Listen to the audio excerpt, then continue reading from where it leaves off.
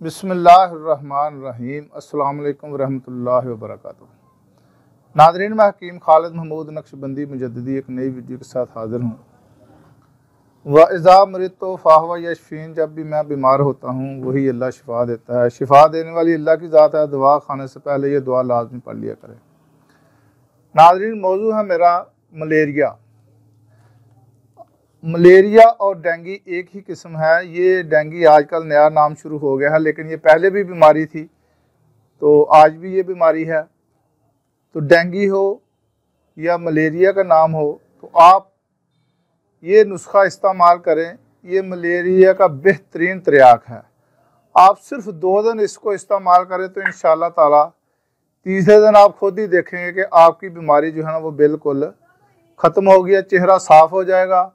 कितने white cell इसमें कमज़ोर हो जाते हैं डेंगू में, लेकिन ये जब आप नुस्खा इस्तेमाल करेंगे तो आपको इसमें बहुत ही जल्द फ़वायद नज़र आना शुरू हो जाएंगे। तो नुस्खा भी बहुत आसान है, इतना महंगा भी नहीं है।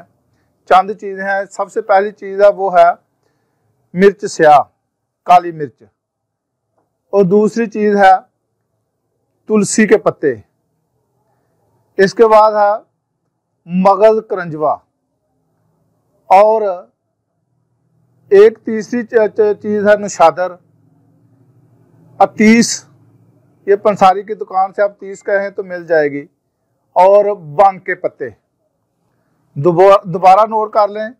काली मिर्च, मिर्च स्याह, तुलसी के पत्ते, मगज़ करंजवा, नुशादर, अतीस और बांग के पत्ते।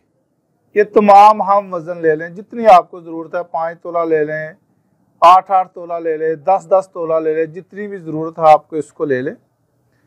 इसको आप सफ़ूफ बना लें और बारीक करके इसमें गूंद जो है, कीकर की गूंद, वो इसमें थोड़ा सा शामिल करके इसको आपने गोलियां, चने बराबर गोलियां बना लें।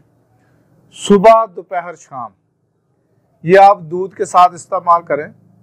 इंशाअल्लाह ताला जहाँ पे आपको ये जो कुनैन है ये आपको उतना काम नहीं करेगी जितना ये गोलियां आपको काम देंगी। डेंगू का बुखार हो या मलेरिया का बुखार हो, दोनों बुखारों में ये गोली बहुत ही कामयाब है। ये हर घर की ज़रूरत है। इसको बनाएं और मुझे दुआओं में ज़रूर याद रखें। खुदा हाफिज़। अस्सलाम वालेकुम रहमतुल्लाहि व बरकातुहू।